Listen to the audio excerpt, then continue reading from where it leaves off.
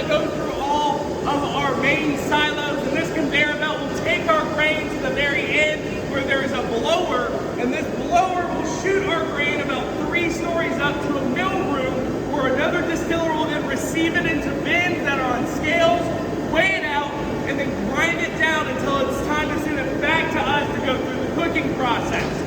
Once we have our corn, our rye, and our malted barley finished, it is then time to send back to us to cook within the mash tun. Go ahead and come on over here.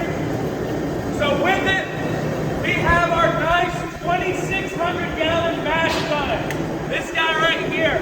So with it, what will happen is we'll fill her up with water and then send in our corn along with an alpha enzyme, and we'll cook everything for about 2 hours at 180 degrees. Now, after the 2-hour cook time, we'll then let it all rest, and then we'll send in our rye and our malted barley with a beta enzyme and cook it at about 130 degrees for another 2 hours. Now, after we've done our cooking, we'll then let everything rest and bring the temperature down to 90 degrees. We bring it down to 90 degrees because we're about to add our pre-activated dry yeast. So with it, yeast being a living organism, it can only survive within a very specific environment. So yeast cannot live at any higher than 90 degrees and will go dormant at any less than 75 degrees. Now with it, just steam. So with it, of course, we'll then send our mash to our fermentation tanks. We have our original 3 at 3,200 gallons, but then we start filling things up way too fast, and we had to add 2 more at 10,000 gallons apiece. And now we fill up all 5 every week. Now, during fermentation, the yeast will then eat the sugars that have come out during cooking, and the byproduct of the eating the sugars is carbon dioxide and alcohol. And so with it, it takes us about 5 to 6 days to go through fermentation. Now the biggest thing, and you'll have it noticed, we have no computers. So with it, we have 4 distillers and 3 master distillers that work 12-hour shifts, 24-hour days, 5 to 6 days a week to make sure that everything we do is proper and correct and getting everything we can out of our product. Of course, behind y'all see Taylor. He's one of our awesome distillers. What he's doing right now is he's actually checking the alcohol content within the first stripping run. Now, after the 5 to 6 days of fermentation, we'll then send our mash to either crates number 1 or 2. Now, crate number 1 or 2 will do something called the stripping run. So the stripping run is when we get all the alcohol out of the mash and the water. So with it, we'll go ahead and heat it up to right there at 200 degrees Fahrenheit, which is right under the boiling point of water, which incidentally is the evaporation point of alcohol. So with it, our alcohol will then evaporate and go up into our condensation column, and then condense right back out into these toasts. Now, of course, everything we are getting out of these here today is good, bad, and otherwise alcohol. That means all the imperfections. So this is everything that we should and should not be drinking, and it's called low wines. Now, it is low wines. It's right now at about 20%. If y'all would like to, come take your pinky, stick it right underneath there, and y'all can take a taste of what our giant bourbon is before it goes into barrel. So if y'all would like to, y'all are more than welcome. Yes. Just kidding. Sweet or bitter? I've had it before. I've been here before. It's good. You don't like it here? Yeah, right.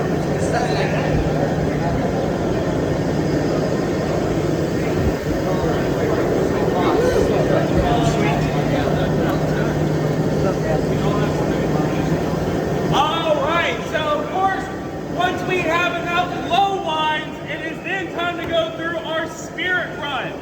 And that's where freight number 3 comes in. So that's what we're going to get to. So what will happen is we'll then clean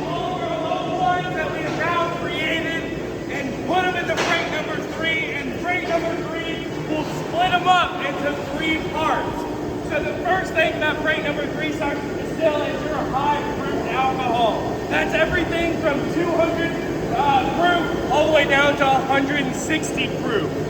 Now, from there, our master distiller will do tastings to make sure that he makes the right cut from what we call the heads or the high proof to our heart, which is all the good whiskey, the stuff that we really want.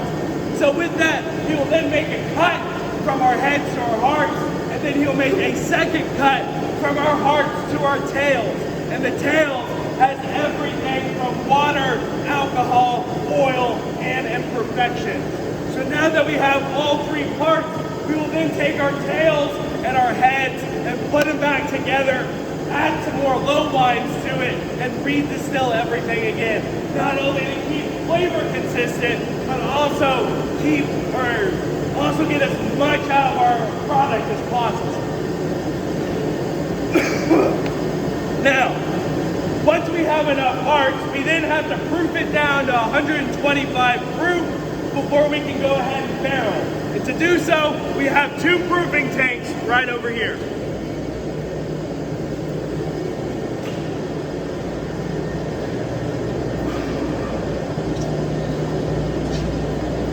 So we will take our hearts and add them to BTs 1 and 2, and then we'll do a little bit of math to figure out how much water we have to add to proof it down to 125. Once we hit 125 proof, we then hand fill all of our barrels. We only have gravity and a hose. And so with that, we fill anywhere between 250 to 300 barrels a month. That's about 85 barrels a week, which is a little over 12 barrels a day. Now, once we have filled our barrels, it's time to start the aging process. Now, we start our aging process right here, as y'all can tell. And partly why is because we are in one big metal greenhouse. So even on a cold day, as long as the sun's shining, it's something quite hot and muggy in here. And the hotter it gets in here, the hotter it gets within the barrel, which means more pressure, which means more water and whiskey into the walls of the barrel. Now, we'll keep everything in here for about a month to 6 months, and then we'll move it into our secondary holding area.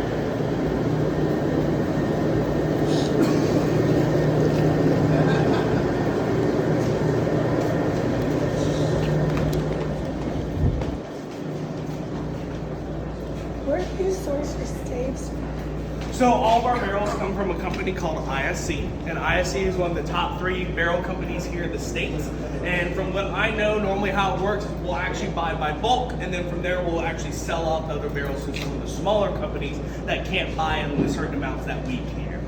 Now, this is our secondary holding area. As y'all can tell, not only is it a lot quieter, but it is a lot colder even from what's in there. And partly being is because we control the temperature within this room.